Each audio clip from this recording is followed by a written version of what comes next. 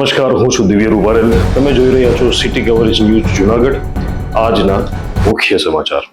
જુનાગઢ અને તેની આસપાસના વિસ્તારમાં વન્યજીવોના આટાફેરા અવારનવાર જોવા મળતા હોય છે. ત્યારે ફરી એકવાર શિકારની શોધમાં એક સિંહણ ગીરના જંગલમાંથી ભટકીને જુનાગઢના રહેણાંક સીમાડામાં ઘૂસી આવી હોવાની વાત સામે આવે છે. રાત્રિના સમયે ખોરાક અને શિકારની શોધમાં નીકળેલી સિંહણ અચાનક માનવ વસવાટ તરફ આવી ચડતા આસપાસના લોકોમાં ભારે ભય અને ફફડાટ વ્યાપી ગયો છે. સ્થાનિકોએ સિંહણની આટાફેરી જોઈ તુરંત જ વન વિભાગને આ અંગે જાણ કરી હતી. તો બીજી બાજુ જૂનાગઢના નીચલા દાતાર પંથકમાં રહેણાંક વિસ્તારમાં અચાનક એક મગર ઘૂસી આવતા સ્થાનિક લોકોમાં ભારે ફફડાટ અને ભયનો માહોલ જોવા મળ્યો હતો.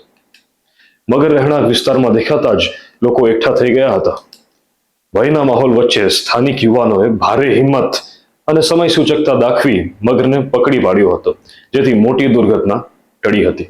જૂનાગઢમાં જાણીતા બિલ્ડર પિતા પુત્રની મિલકતો પડાવી લેનાર 6 વ્યાજખોરો સામે ગુનો દાખલ થયો છે.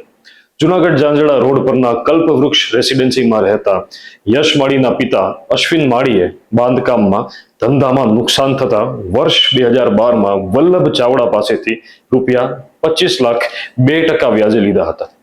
તેમનું વ્યાજ ચૂકવ્યું છતાં વલ્લભ ચાવડાએ વ્યાજનું વ્યાજ ગણી 2018માં 3000 વારનો પ્લોટના દસ્તાવેજ બળજબરીપૂર્વક કરાવી દીધો હતો.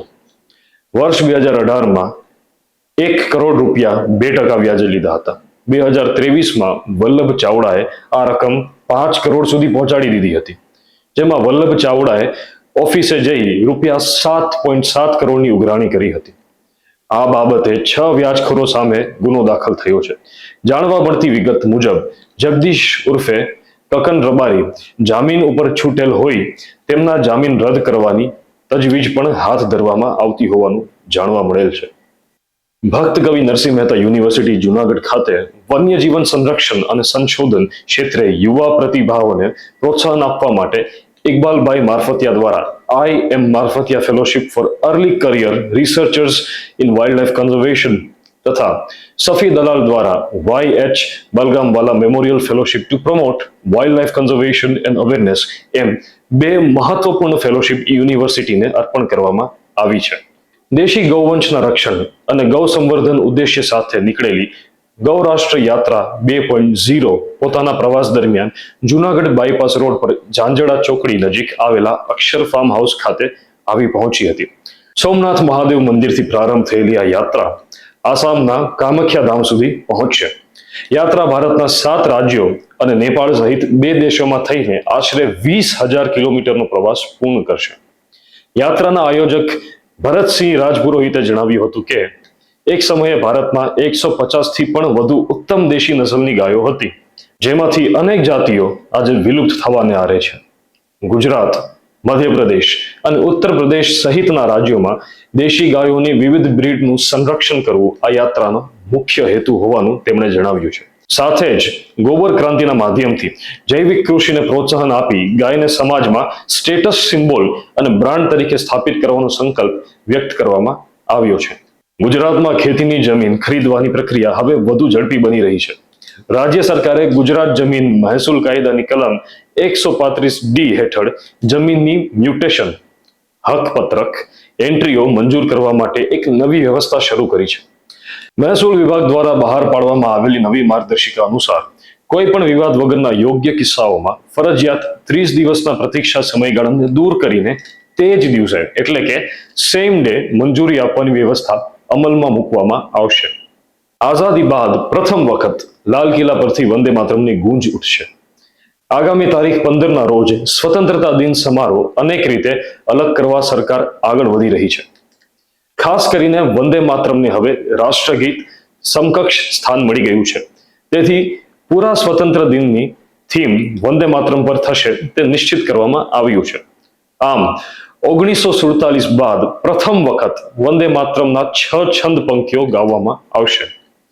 આ એક ઐતિહાસિક ક્ષણ. એનસીસીના કેડિસ જે નવા જનરેશનનું પ્રતિનિધિત્વ કરે છે તે વંદે માતરમનું ગાયન કરશે. હવે દેશમાં કપડાં ખરીદતી વખતે દરેક બ્રાન્ડમાં સાઇઝ અલગ અલગ હોવાની સમસ્યામાં ગ્રાહકને મુક્તિ મળશે. અમેરિકા અને યુરોપની જેમ ભારત સરકારમાં ટેક્સટાઇલ મંત્રાલય દ્વારા સીવેલા કપડા માટે એક સમાન sizing system national apparel sizing framework લાગુ કરવાની તૈયારીઓ આખરી તબક્કામાં છે.